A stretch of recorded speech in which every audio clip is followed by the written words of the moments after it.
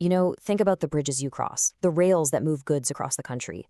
For a long time, we just thought of them as concrete and steel.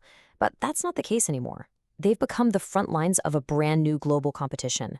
We're talking about a race where the real prize isn't just a new highway, it's national survival and strategic dominance for the rest of the 21st century. And this is a question that pretty much every developed nation is grappling with right now. Their infrastructure, the literal backbone of their economies, it's getting old. And at the exact same time, there's this urgent, desperate need for systems that are smarter, greener, and way more resilient. So what we've got is this silent but super intense competition. And the winners?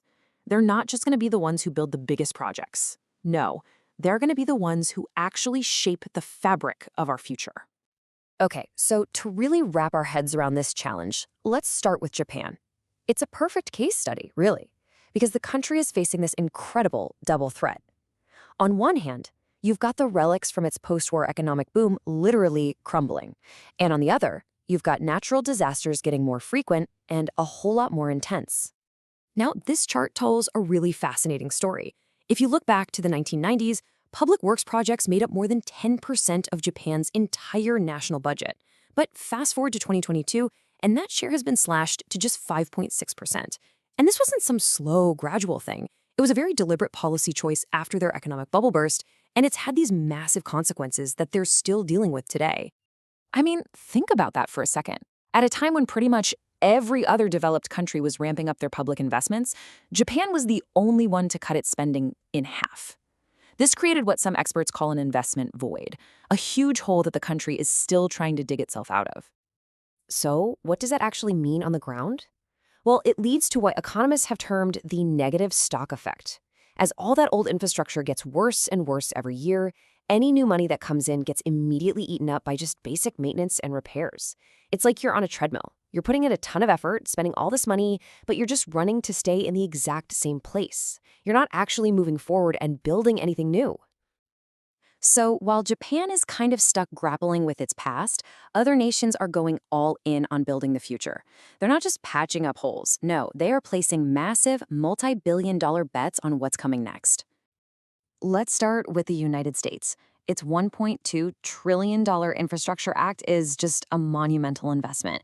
We're talking over $100 billion just for roads and bridges, plus tens of billions more for a modern rail system, a resilient clean energy grid, and finally getting high-speed internet to everyone.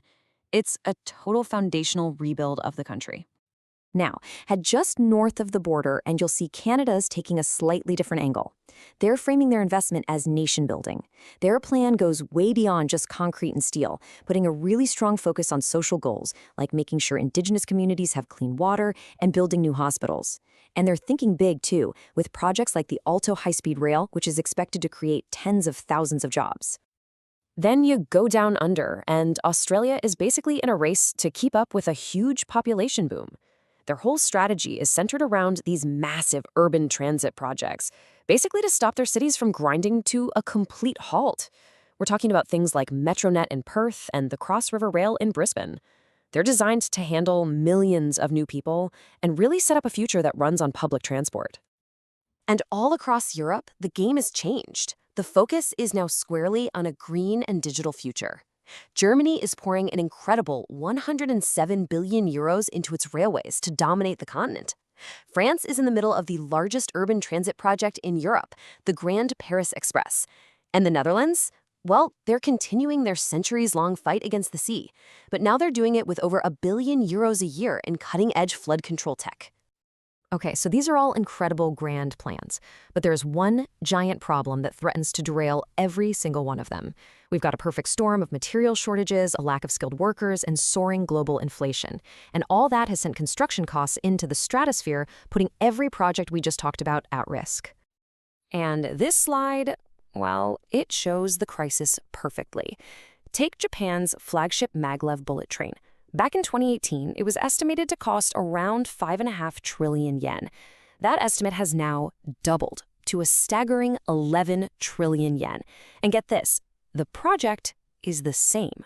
The price tag just exploded. And just look at this number right here. Of that massive increase, 2.3 trillion yen, that's more than 15 billion US dollars, is just from inflation and rising labor costs. It's not for new features, not for better tech, it's just the skyrocketing price of getting the job done. And don't think for a second this is just a Japan problem. Nope. The International Construction Cost Index makes it clear this is a worldwide crisis. Building costs are climbing everywhere, from New York with 5% inflation all the way to Geneva, where it's a jaw-dropping 8.2%. Everyone, everywhere, is feeling the squeeze. So you might be wondering, with costs spinning out of control like this, how can any of these projects possibly succeed? Well, the answer, in a word, is innovation. Because of this crisis, countries are being forced to completely rewrite the rulebook on how we build things. The biggest shift we're seeing is moving away from just pouring concrete. The old way was, let's build a bridge. The new way is, let's build a smart bridge. This means fusing the physical thing with digital layers, like embedding fiber optic cables for data, adding smart sensors that can predict when maintenance is needed, and using AI to manage traffic. It's all about creating these hybrid systems that are way more efficient and resilient. The other huge innovation is in governance, how these things are managed. Countries are finally realizing that old-school government departments are just too slow, so they're creating these new, more agile organizations. In France, an independent body called the SGP is running that huge Paris rail project, and it can even raise its own money outside the government budget. Canada's Major Projects Office is like a one-stop shop, just cutting through red tape to speed up approvals. These new models are designed to be faster, more efficient, and a lot more appealing to private investors. Okay, so what's the big takeaway from all this? If you boil down all the lessons from around the world, you start to see a clear playbook for the future. It really comes down to 3 key strategies. First, you have to build smart. All future infrastructure needs to be a hybrid of physical and digital. Second, you have to master your supply chain. It sounds simple, but you can't build anything if you don't have the materials or the skilled workers to do it.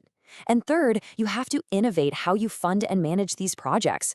The old government models are just too slow and too rigid for the challenges we're facing today. And all of this brings us to one final, really crucial question. We've seen countries pledge literally trillions of dollars, only to watch those huge budgets get eaten away by inflation.